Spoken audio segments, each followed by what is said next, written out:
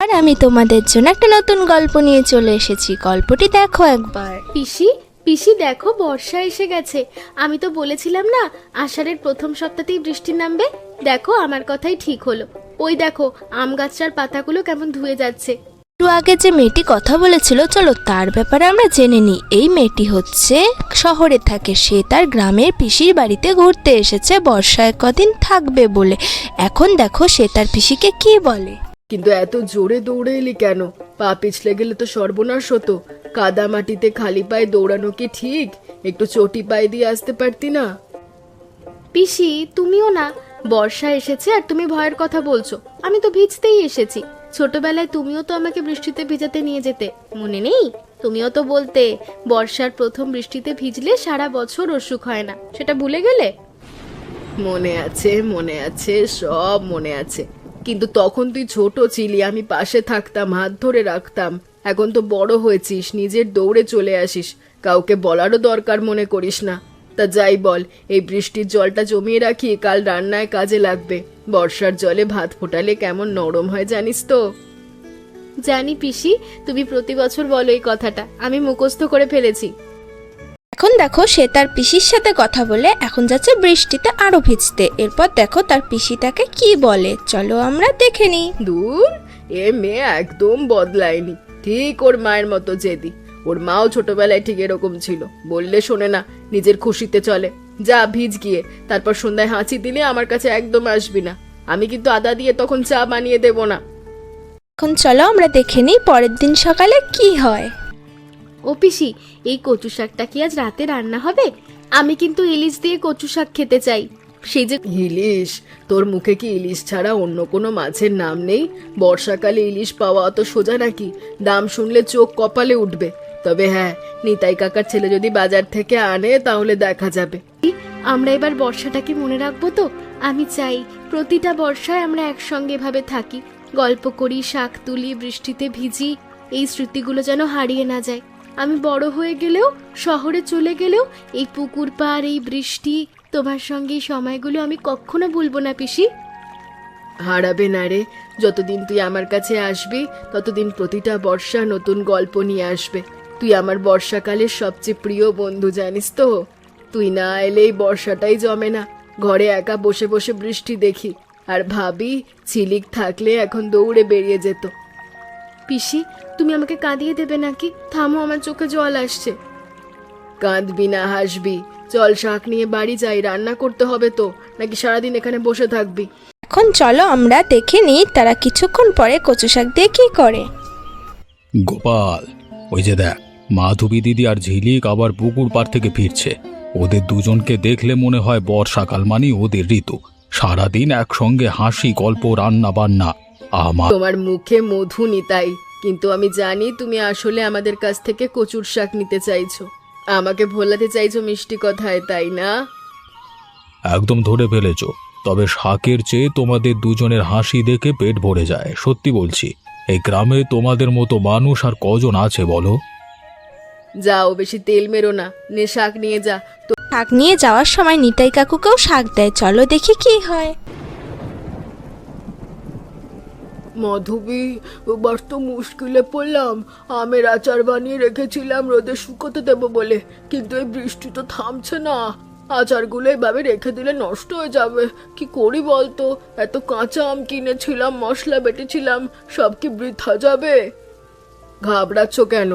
আমার মা এরকম বর্ষায় কতবার আচার বানিয়েছে। রোদ না পেলে চুলোর আঁচে একটু একটু করে শুকিয়ে নিতে হয়।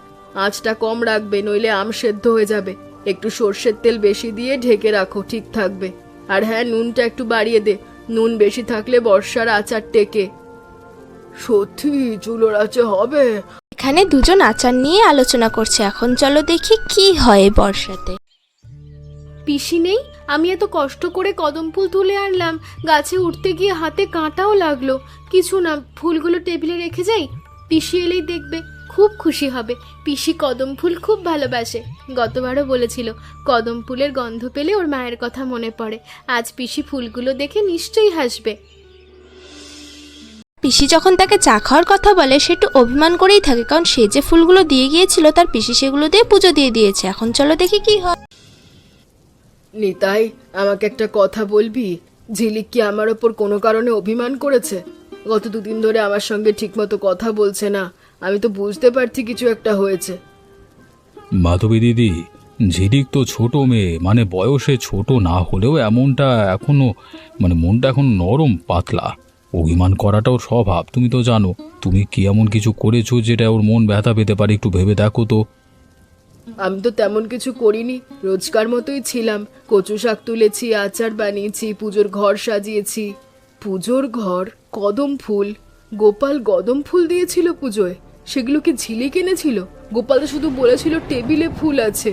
আমি বলে দিয়েছিলাম পুজোয় দিয়ে দিতে। ঝিলিকের কথা কেউ বলেনি তো। এবার বোধহয় ধরতে পারছো। দেখো দিদি, ঝিলিক হয়তো ফুলগুলো তোমাকে খুশি করতে এনেছিল, তোমাকে দিতে চেয়েছিল, তুমি সেটা না জেনে পুজোয় দিয়ে দিয়েছো। ও ভেবেছে তুমি ওর ভালোবাসাটাকে গুরুত্ব দাওনি। কিন্তু আমি তো সত্যিই জানতাম না। ও একটুও বললো না যে ও এনেছে, চুপচাপ রেখে গেছে। আমি ভেবেছি কেউ হয়তো পুজোর জন্য এনে রেখেছে। বন্ধুত্বে অভিমান থাকেই, কিন্তু বেশি দিন রাখতে নেই। তুমি বড়, তুমি এগিয়ে যাও। ঝিলিক তো তোমাকে ভালোবেসেই ফুল এনেছিল। ও চেয়েছিল তুমি খুশি হও, ও চেয়েছিল তুমি বোঝো যে ও তোমার জন্য ভাবে। সেটা তুমি বুঝতে পারলেই সব ঠিক হয়ে যাবে। তুমি পারবে দিদি। তুমি ঠিক বলেছো নিতাই, আমাকে কিছু একটা করতে হবে। ঝিলিকের কাছে যেতে হবে, কিন্তু শুধু কথায় নয়, এমন কিছু করতে হবে যাতে ও বুঝতে পারে আমি ওকে কতটা ভালোবাসি। পিসিমা, পিসিমা, রামধনু উঠেছে। কি সুন্দর, 7টা রং একদম পরিষ্কার দেখা যাচ্ছে। এত বড় রামধনু আমি আগে কখনো দেখিনি। তুমি বাইরে আসো, দেখো। আসছে। যেহেতু ঝিলিক খুব অভিমান করেছিল তার পিসির ওপর, তাই তার পিসি তার রাগ ভাঙানোর জন্য একটা উপহার বানিয়েছে। চলো দেখি এরপর কি হয়। তুমি কি করছো ঘরে? ওটা কি সেলাই করছো? রামধনু চলে যাবে তো। রামধনু পরে দেখবো, এটা আগে শেষ করি। ঝিলিকের জন্য একটা ছোট ব্যাগ বানাচ্ছি। বর্ষায় ওর বইগুলো ভিজে যায়, ওর এই ব্যাগে রাখলে জল ঢুকবে না। এই কাপড়টা মোম দিয়ে মাখানো, জলে নষ্ট হয় না। আমার মা আমাকে শিখিয়েছিল কিভাবে এই কাপড় বানাতে হয়। বাহ, কি সুন্দর! কদম ফুলের নকশাও কেটেছো। ঝিলিক দি খুব খুশি হবে। তবে পিসিমা, তুমি কদম ফুলের নকশা কেন দিলে? কারণ ঝিলিক কদম ফুল ভালোবাসে, আর ও আমার জন্য কদম ফুল তুলে এনেছিল, সেটা আমি জানতে পেরেছি। খুশি হলেই হয়। ও আমার ওপর একটু অভিমান করেছে, সেটা আমি বুঝতে পেরেছি। এই ব্যাগটা আমার ক্ষমা চাওয়ার একটা উপায়। কিন্তু গোপাল, তুই কাউকে বলবি না, আমি ওকে নিজে দেব। পাক্কা কথা, কাউকে বলবো না। মুখে তালা দিলাম। তোর মুখে তালা থাকে না সেটা আমি জানি, তবু বলে রাখলাম। এবার থাকবে পিসিমা, পাক্কা প্রমিস। ঝিলিক দি, তোমার কি এখনো মন খারাপ? 2 দিন ধরে দেখছি তুমি আর পিসিমার সঙ্গে আগের মতো হাসো না, কথা বলো না। আমি কি কিছু ভুল করেছিলাম ওই কদম ফুলের ব্যাপারে? তুমি যদি আমাকে বলতে যে ফুলগুলো তোমার, আমি কখনোই পুজোয় দিতাম না। না গোপাল, তুই কিছু ভুল করিসনি। আমি বোকার মতন মন খারাপ করেছি। ফুলগুলো পুজোয় দেওয়া ঠিকই হয়েছে, ভগবানকে দেওয়াই তো উচিত সবচেয়ে সুন্দর। আমি শুধু চেয়েছিলাম পিসি জানুক যে আমি ওটা এনেছি। ওর মুখে একটু হাসি দেখতে চেয়েছিলাম। বোকামি, তাই না? বোকামি না দিদি, ভালোবাসা। তুমি পিসিমাকে ভালোবাসো বলেই ফুল এনেছিলে, সেটা তো খুব সুন্দর জিনিস। আচ্ছা দিদি, তুমি জানো পিসিমা কিন্তু তোমার জন্য। পিসি কি কি বলছিস বল? পিসিমা আমাকে বলতে মানা করেছিল, কিন্তু আমি আর পারছি না, বলে ফেলছি। পিসিমা তোমার জন্য একটা ব্যাগ সেলাই করেছেন, পুরনো কাপড় দিয়ে, মোম মাখানো যাতে জল না ঢোকে, তাতে কদম ফুলের নকশা কাটা। তোমার বই যাতে বৃষ্টিতে না ভেজে, সেজন্য। পিসিমা নিজে দিতে চেয়েছিলেন, কিন্তু আমার মুখ আর বন্ধ থাকলো না। পিসিমা বলেছিলেন এটা ওর ক্ষমা চাওয়ার উপায়। তুমি আমাকে মেরো না কিন্তু, পিসিমা জানলে আমার খুব বকবে আমাকে। পিসি আমার জন্য ব্যাগ বানিয়েছে কদম ফুলের নকশা দিয়ে? কদম ফুল? পিসি তাহলে জেনেছে আমি ফুল এনেছিলাম, আর ও নিজে থেকে চুপচাপ আমার জন্য ব্যাগ সেলাই করছে। আমি কি করেছি গোপাল? আমি পিসির সঙ্গে কথা বলিনি, এতদিন মুখ ফুলিয়ে থেকেছি, আর পিসি চুপচাপ আমার জন্য এত কিছু করেছে। আমি কত ছোট মনের, কত বোকা। পিসি কত বড় মনের মানুষ, আর আমি কত সংকীর্ণ। তুমি কাঁদছো? কেঁদো না দিদি, আমি সহ্য করতে পারি না। কাঁদছি না রে, চোখে ধুলো পড়েছে। তুই চুপ কর, আমাকে যেতে দে। আমি এখনই পিসির কাছে যাব। দেখি এর পরের দিন কি হয়। ঝিলিক, তুই এখানে? পিসি, আমি তোমার সঙ্গে যেরকম ব্যবহার করেছি গত কদিন, আমি তার জন্য খুব লজ্জিত। তুমি আমার কদম ফুলের কথা জানতে না, তুমি কোনো ভুল করনি। আমি নিজেই বোকার মতো অভিমান করে বসেছিলাম। আমি কত ছোট আর তুমি কত বড়। তুমি আমাকে ক্ষমা করো পিসি, প্লিজ। আমি আর কখনো এমন করব না। আমায় ক্ষমা করতে বলছিস? আমি তো তোর কাছে ক্ষমা চাইতে চেয়েছিলাম। তোর জন্য তুলে আনা ফুলগুলো আমি না বুঝেই পুজোতে দিয়েছি। সেটা আমার ভুল। তুই আমাকে ফুল দিতে চেয়েছিলি আমার হাতে, আর আমি সেটা না জেনেই অন্য জায়গায় দিয়েছি। এটা আমার অবহেলা। পিসি, ফুল তো পুজোতেই যাওয়া উচিত ছিল, সেটা তো ঠিকই হয়েছে। আমি ভুল করেছি, এত ছোট একটা ব্যাপারে এত অভিমান করেছি। আর তুমি আমার জন্য ব্যাগ বানিয়েছো কদম ফুলের নকশা দিয়ে। গোপাল আমাকে বলেছে, আর চেপে রাখতে পারেনি। তুমি জানতেও বলবে, তাই না? জানতাম, ওর মুখে তো তালা থাকে না, কিন্তু ভালোই হয়েছে ও বলেছে, নইলে হয়তো আরো কদিন তোর সঙ্গে কথা হতো না। এই নে তোর বর্ষাকালের উপহার। এতে তোর বইগুলো রাখবি, ভিজবে না। আর এই কদম ফুলের নকশাটা দেখ, এটা আমি তোর কথা ভেবেই কেটেছি। তুই যখন কদম ফুল তুলে আনিস, আমার মনে হয় তুই আমার কাছে পুরো বর্ষাটাকেই নিয়ে আসিস। বৃষ্টি, মেঘ, মাটির গন্ধ সব যেন তোর সঙ্গে সঙ্গে আসে। পিসি, আমি তোমাকে এত ভালোবাসি। তুমি জানো না আমি তোমায় কতটা ভালোবাসি। তোমার ওপর আর কখনো অভিমান করব না। তুমি যা করো সব আমার জন্যে করো, সেটা আমি জানি। আমি বোকা, সেই বুঝতে পারিনি। অভিমান করবি, আবার করবি, সেটাই স্বাভাবিক।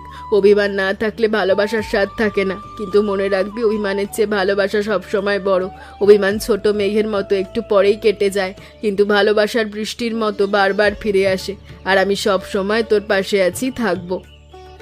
পিসি, তুমি শুধু আমার পিসি নও, তুমি আমার মা, আমার বন্ধু, আমার সব কিছু। আর তুই আমার বর্ষা, আমার রোদ, আমার কদম ফুল। পিসি, আগামী বর্ষাতেও আমি আসব, তারপরের বর্ষাতেও, তারপরও। যতদিন বৃষ্টি আসবে আমি তোমার কাছে আসব। কোনো শহর, কোনো ব্যস্ততা আমাকে আটকাতে পারবে না। এই গ্রাম, এই পুকুর পাড়, এই কদম গাছ আর তুমি, এগুলো আমার জীবনের সবচেয়ে প্রিয় জিনিস। আয়, সব সময় আয়। আমার দরজা তোর জন্য সব সময় খোলা। বর্ষায়, শীতে, গ্রীষ্মে, সব ঋতুতে। তুই আমার বর্ষাকালের বন্ধু, চিরকালের বন্ধু। যতদিন আমি আছি তুই আমার কাছে ঘর পাবি, স্নেহ পাবি, ভালোবাসাও পাবি। পিসি, তুমি সব সময় থাকবে। তুমি না থাকলে আমার বর্ষাকাল হবে না। থাকবো রে, তোর জন্য থাকবো। চল বাড়ি যাই। আজ ইলিশ দিয়ে কচুর শাক রান্না করব। নিতাইয়ের ছেলে বাজার থেকে ইলিশ এনেছে। সত্যি? পিসি তুমি সেরা। চলো দৌড়ে যাই। দৌড়বি না, পা পিচ্ছিল, আস্তে আস্তে চল। পিসি, তুমি কোনোদিন বদলাবে না। বদলাবো কেন? আমি ঠিকই আছি। তোকে সামলানোর জন্য আমাকে এরকমই থাকতে হবে। গল্পটির মধ্যে পিসি আর ভাইজির মধ্যে যে একটা অভিমান ছিল, সেটা দেখো কি সুন্দর করে মিশে গেছে। এখন চলো আমরা এরকম মজার মজার ভিডিও দেখতে হলে চ্যানেলটি অবশ্যই সাবস্ক্রাইব করো। দেখা হবে নেক্সট কোনো ভিডিওতে। টাটা সবাইকে।